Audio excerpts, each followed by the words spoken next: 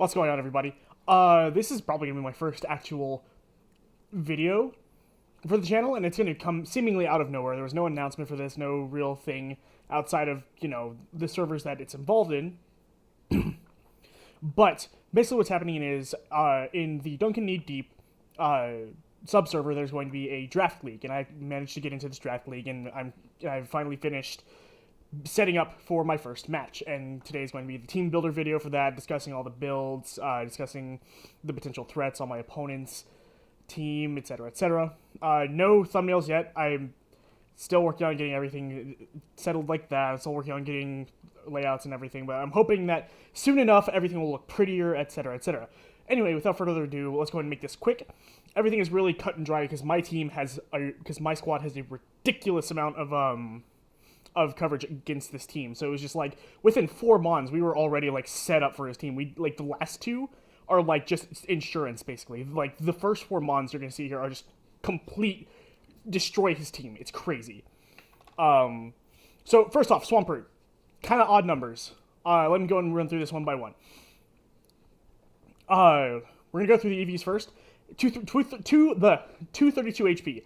That might seem like an odd number, but what it is that puts Swampert at 399 HP, which minimizes the amount of damage he will take from any rocks, because Pokemon rounds down, it does 1/16 damage to Swampert, Rocks does rather, and since he's at 399, that'll round down the damage to even less rather than if we had max HP or whatever.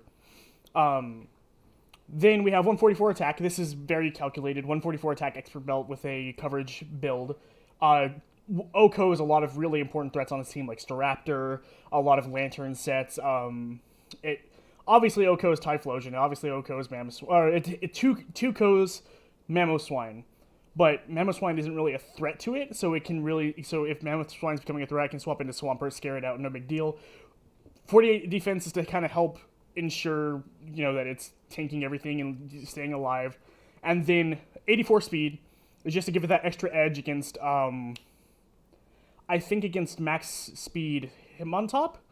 It helps it outspeed a lot of things, like just like 1 or 2 like key outspeeds that it needs. So it's really simple set. Waterfall covers Mamoswine, it covers Typhlosion, it covers Alolan Golem, though we have Earthquake for Alolan Golem. Earthquake covers Lantern, it covers Typhlosion again. We basically have 2 really good answers to both. And then Stone Edge to help with Staraptor almost entirely, because Staraptor is a huge threat. Even with what we have, kind of still scary, but we've got a lot of answers to it, so it's not that big of a deal. But yeah, that's pretty much Swampert in a nutshell. Swampert completely steamrolls his team. It's gonna be the key player in this game. Oh man. Anyway. So, and then Toxic is for extra insurance against bulky mons like Araquanid, potential bulky Necrozma. Yeah. Raichu is actually even bigger threat to his team than Swampert is, arguably, but it's got less bulk, so it's not going to be quite as much of a key player. Nasty Plot. Huge deal.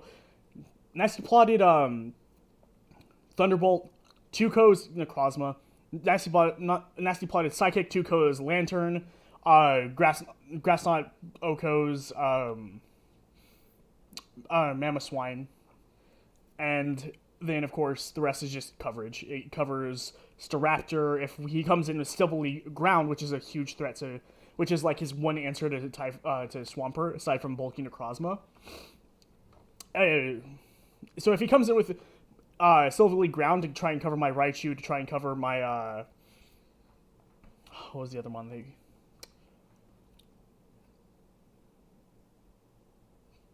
Oh my lord, I can't believe I'm totally drawing a blank.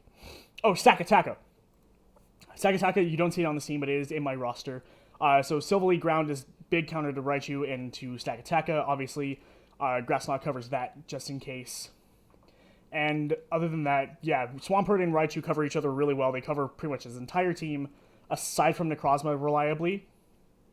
Necrozma can still do decent damage to both and threaten them out, but that's late game at best.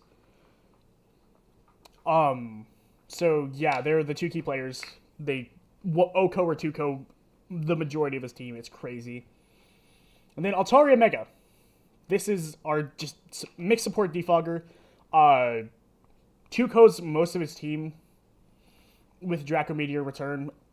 And obviously defog is to cover rocks, which aren't really that much of a threat to this team outside of Chandelier and Honchkrow, but rocks are still obviously good to get rid of.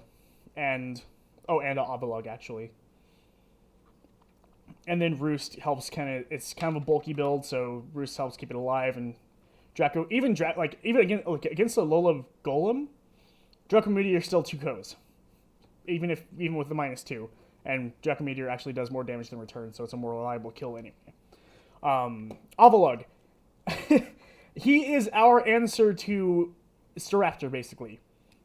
Nothing can kill him reliably. Absolutely nothing.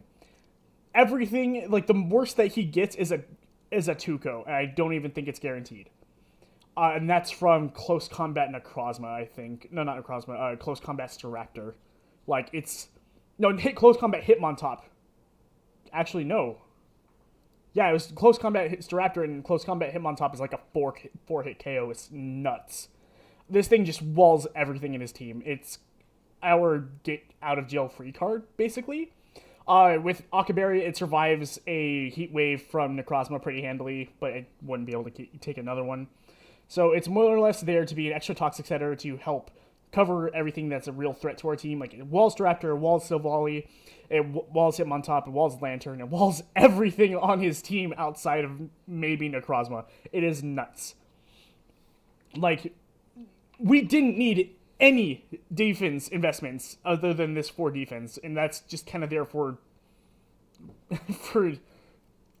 formality's sake, I guess.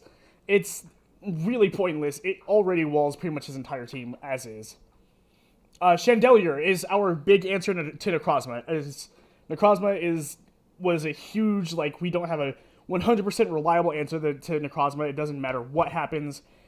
But with Timid Nature, max speed, Chandelier, Choice Specs, Shadow Ball, 100% Oko's Necrozma. So it is, if Necrozma kills something, Chandelier comes in, scares it out, and it can still just, it has, like, it's built to counter his entire team also. So, Flamethrower for Mamoswine, Psychic for nothing in particular. Yeah, actually, why Psychic? I don't know. Anyway, Shadow Ball to scare off Necrozma, Energy Ball to cover a couple of extra threats, etc., etc. Everything is, it's good. But it's mostly here to scare off Necrozma or get rid of it. So that's it. And then Honchkrow is, of course, our last mon. It's basically our last cleanup mon. Sucker Punch comes in, scares off a lot of mons, and takes care of, like, that last little bit of HP that a mon or two might live on, etc., etc. And if it just starts going up, if it starts going off with Sucker Punch, Brave Bird, even Pursuit with Moxie, it's just going to go off crazy. It's gonna snowball really fast. 248 speed and Jolly Nature is there to help it outspeed everything that it needs to. So it's got all the coverage it needs. It's got the damage it needs. It's got the speed it needs, etc., etc. It's just there for cleanup and insurance, basically. Like I said, Chandelier and Honchkrow are 100% insurance, and we almost didn't need them. It's kind of nuts. So that's the game plan. The match will be happening tomorrow around 4 p.m. CST, and I will be recording it. I have permission from my opponent. I actually have permission from pretty much all my opponents, so this is gonna be really nice. All this is gonna be going up. It's gonna be cool. Hope to see you guys later. Peace out.